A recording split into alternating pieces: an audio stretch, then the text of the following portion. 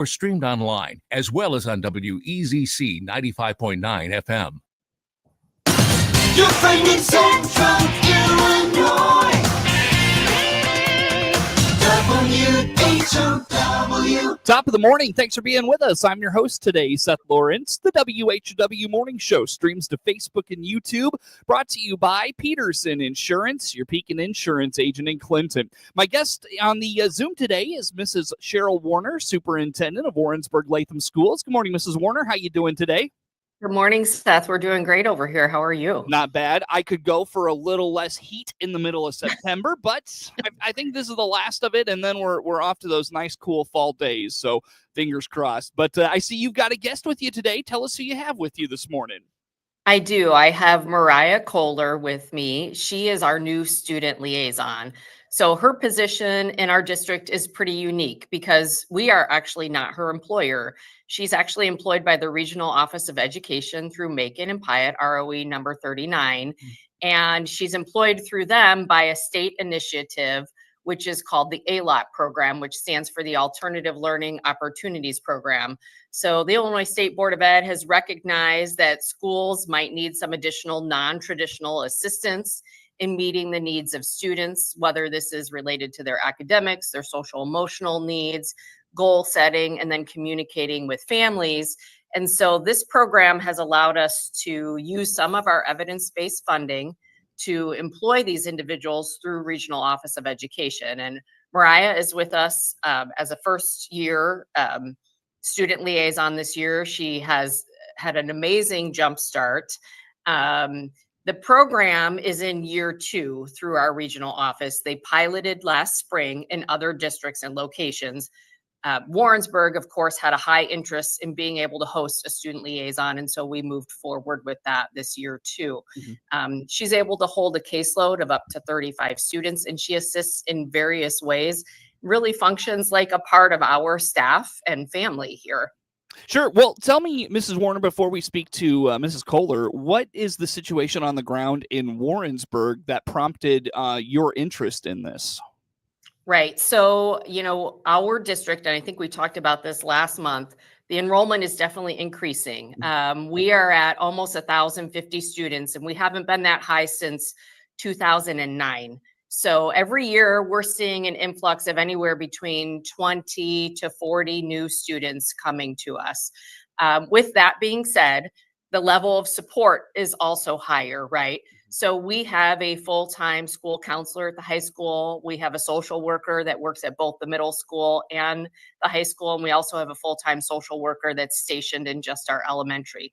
Even with those individuals who have a tremendous amount of expertise, we would still like more social emotional support for our students. So when this program came about as an opportunity for us to have what I would consider another full-time counselor on staff that can actually support all 3 of our buildings, because this program through Mariah, she's able to service students in grades 4 through 12. So she kind of acts as a partner in our counseling team. So when our counselors and social workers have to focus their time on, let's say, students that have IEP minutes because they're mandated by that, then Mariah can come in and she can help with the caseload, and or she can provide what I would consider early intervention services before a student gets too far deep into whatever concerns or issues that are having. Work with the family, early intervention, possibly exit out of the program, move on to other students that are at that early intervention, or what we would kind of consider like that bubble level of, gosh, if we got in there quick enough, we could remedy this. And just a little bit of persistence kind of fixes the problem, right? Right. So for us as a district, it was very attractive to be able to have yet another support staff person to assist our teachers and our students and our families. Sure. Well, Mrs. Koehler, piggyback off what Mrs. Warner was just saying there about the situation on the ground in Warrensburg, what you're seeing, and how you can help in all of this. Okay, so I am again working with the students 4th through 12th, and it's a variety. So academics, attendance, behavior, the social emotional. The students can be referred for one of those areas, or they can be referred for all 4 of those areas. It really just depends what the need is.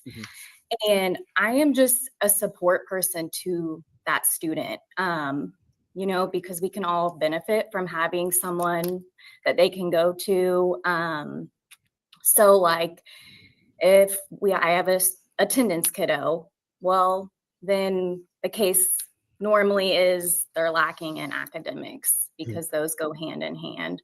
Helping kids that are struggling with the anxiety or the depression, anger, whatever that case may be, I am working with the other teachers and I'm working with parents because we need to be that community of support for each student, to watch them succeed.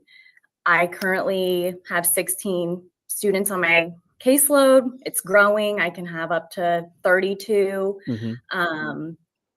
But there is a need. I feel like every student needs support. Well, and you brought up a really big piece, I'm sure, in what you do is communication with parents, communication with families. Speak to why that is so vital and how that may lead to success in what you're doing. So if you don't have the communication piece, then it's just not great. So if I can communicate with the parents and be like, hey, what are the barriers for your student not attending school? Let's work around that. Let's figure that out together. Or working with the teachers if they're not doing great in certain classes, communicating what are your expectations in your class? How do you run it? Do you submit or do you accept late work? Do you accept retaking of tests? Like, how can we best support the student as a team, basically? So I try to stay in communication with the teachers and the parents as much as possible to let them know what's going on, and that way we can work together for that student. Sure. One thing I wanted to touch on, Mrs. Warner, you mentioned it in before we came on, is a lot of this. I feel like you told me a lot of this is based off of some literature that is really popular right now. The anxious generation, was that right? So, right. And the position's not necessarily based on this. It just happens to be, we are currently, I'm leading a book study at the district, and we're reading The Anxious Generation by Jonathan Haidt, which is all about basically the rewiring of childhood and the increase in mental health concerns that we are seeing. To sum it up, and I'm not done with the book yet, we're just in the first stages, but to sum it up, it's a comparison between the play-based generation and the phone-based generation, And Seth, I don't know what your age is, but I definitely grew up in the play-based generation where my parents were like, I came home from school, I went out on my bike, I needed to just be home before the street lights turned on. And that was kind of how, I was being parented and all of my peers were being parented. And we know that's not necessarily the norm anymore. This book really dives into the access that young children have to everything on a phone or internet based, and how that changes the behaviors that we see, how it changes the parenting pattern, right?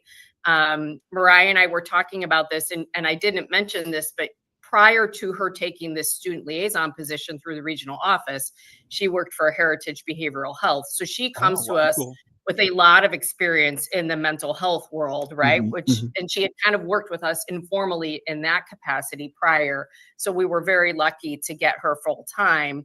But what we do see, and she saw this at Heritage and continues to see it now in her new position, we're seeing very young students entering school that are just really not emotionally prepared to be in a school.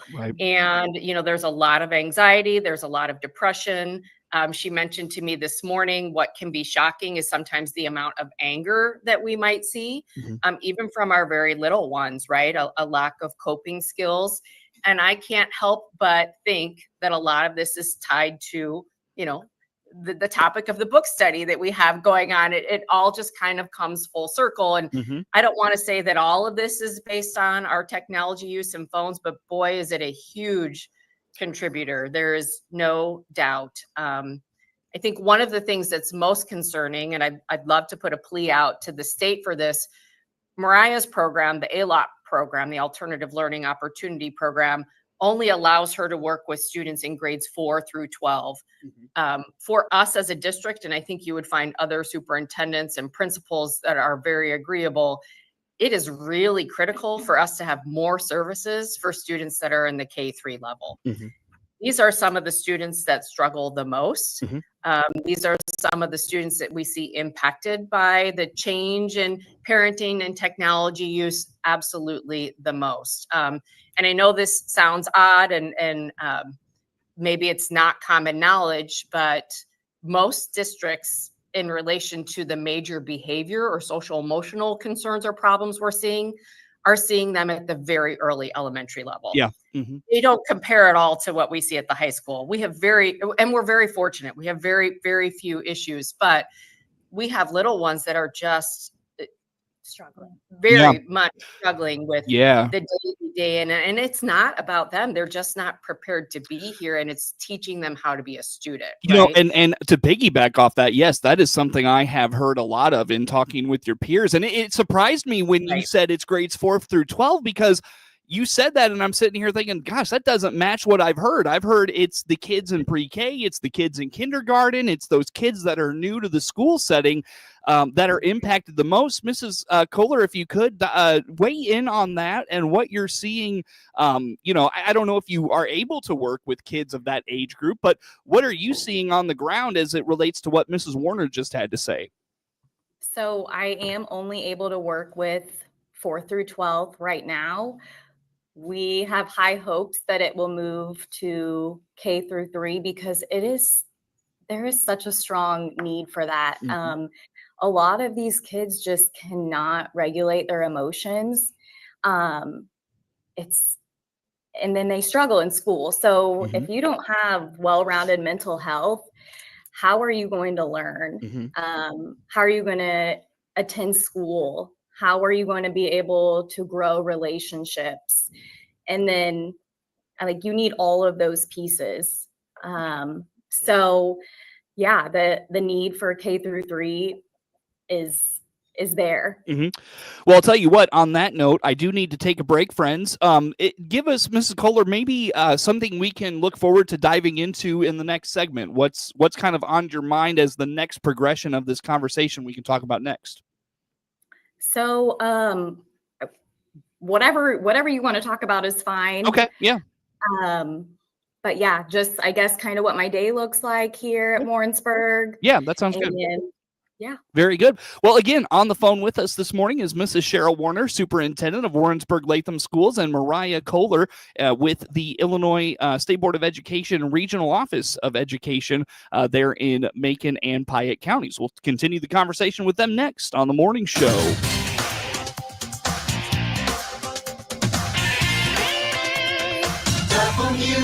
WHOW.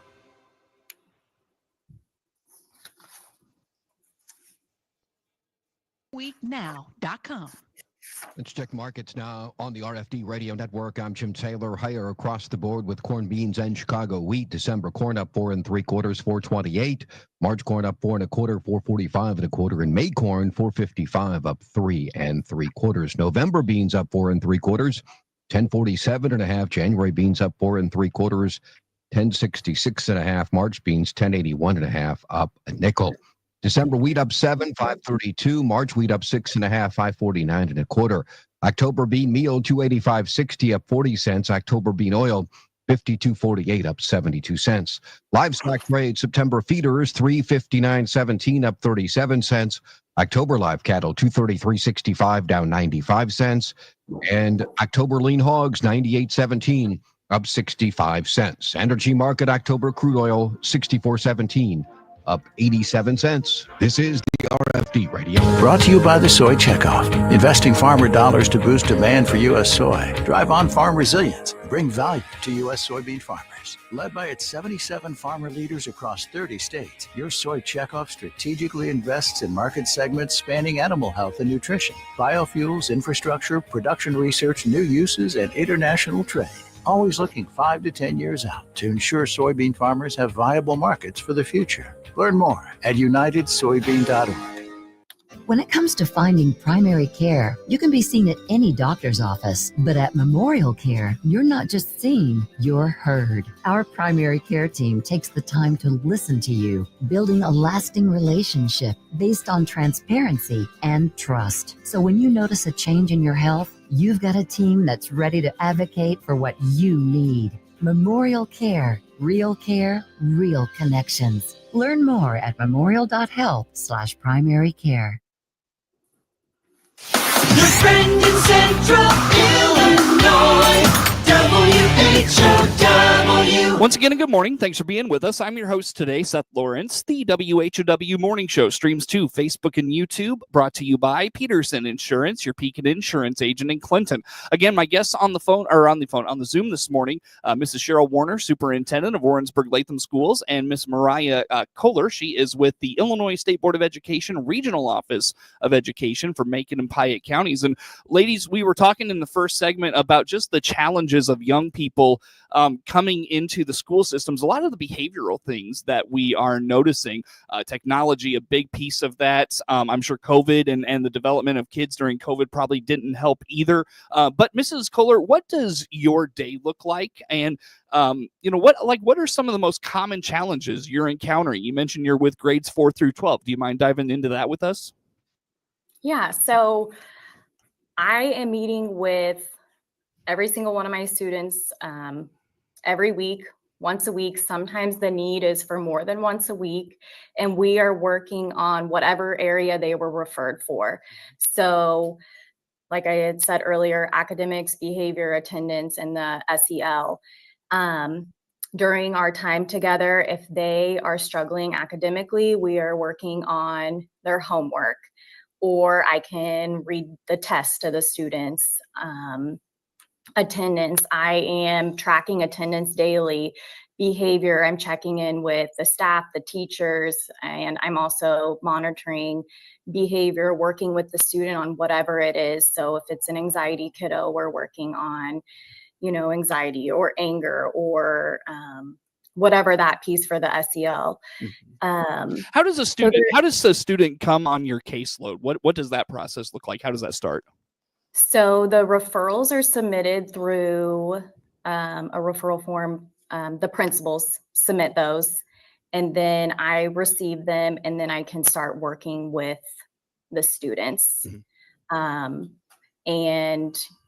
that's when the communication with the parents comes in, and the teachers, and seeing the kiddo, like I said, once a week or more than once a week, depending on what the need is for that student. And I think the main thing is just really building that trusting relationship with the student, so they know that I am a support person and they're not seeing me for discipline. It is solely for support to get them on track with the areas that they're struggling in.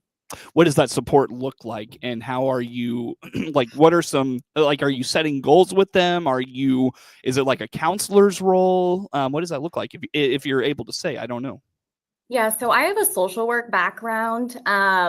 So we do set goals, and those are tracked. And then, we like grades. I track grades every single week to see if there's improvement or if there is an improvement. And then that's when the communication piece comes in, and I'm working with teachers, working with the student to see what's going on. So yes, there are goals. If I try to make myself very present in all three of the schools. So like being present during passing periods, school lunch, recess, whatever the case may be, because sometimes I might see one of my students in the hallway and they might need a quick check-in. And I can be like, hey, are you having a good day? Is there anything that you need to talk to me about, or whatever the case may be? So just being available as much as possible to the students that I'm seeing. Are you seeing improvement with those? I know it's very early. We've only been in school for 6 or 7 weeks, but are you seeing improvement with the kids you're working with at this point? So I have received a lot of positive feedback. Parents, they have let me know that they're very thankful for my support. Principals, teachers. So yes, I am seeing improvement. I know I know you've only been working with kids for a handful of weeks, but are they able to graduate out of your services or advance out in terms of just their progress? What does that look like as they get to kind of maybe the end of that process? So they're part of our, like, the program for 2 semesters. And then we can reevaluate what the progress looks like. But yes, they can be finished with the program. But I would still engage with the students because I don't, like, even though they're not part of the program anymore, I don't want to cut them off completely. So I would still be seen as a support person for them and could check in with them too. Makes sense. Mrs. Warner, was there anything that you wanted Mrs. Koehler to speak about this morning that we haven't touched on yet? I don't think so. She's provided a really good review. I just felt like this topic and her position was really critical to highlight because, as you've said, a lot of my peers have probably been on your show talking about some of the behaviors and concerns that we're seeing, especially of our young ones. And because this is a program that is promoted through the state and it is funded through our EBF funds, I think it's really important for all of the constituents to know how important it is that individuals like Mariah be able to work with K3 as well as 412. Yeah. Because that is where we're seeing the biggest needs. So, like, Seth, I'll be plugging your show to share this with the people that need to hear that from all of us, because that early intervention is just the most critical piece. Everything that research tells us is the more, the quicker that we can intervene with a student and family and assist with any kind of issues or problems, the better the chances are that we won't ever get to the level of an academic concern or a behavioral concern or a truancy issue, right? So it's really critical that this legislation allows us to start working with the K3 students and some of these unique types of programs as well. Along with that, kind of going back to the book study we have going on, honestly, I feel for parents, and I was having a discussion with somebody else who's in the book study yesterday, and I said, I feel very fortunate as the parent that I am, that my girls are older, they're in their 20s. They didn't really grow up with some of the obstacles and concerns that we are seeing with kids now. And honestly, I feel for parents because as much as we know technology can really be harmful, we also know it's a productive tool. And I think the way technology is growing and the access to AI at this point, our parents are at a disadvantage on how to monitor this effectively with their kids. I feel that for sure. Sure. I'm sure you do. How old are your girls now? They are 9 and 11. 9 and 11. So, yeah. Well, I don't mean to do this to you, Mrs. Warner, Mrs. Koehler. I have to let you ladies go. Again, that is Cheryl Warner, Superintendent of Warrensburg-Latham Schools, and Mariah Koehler with the Regional Office of Education. WHOW.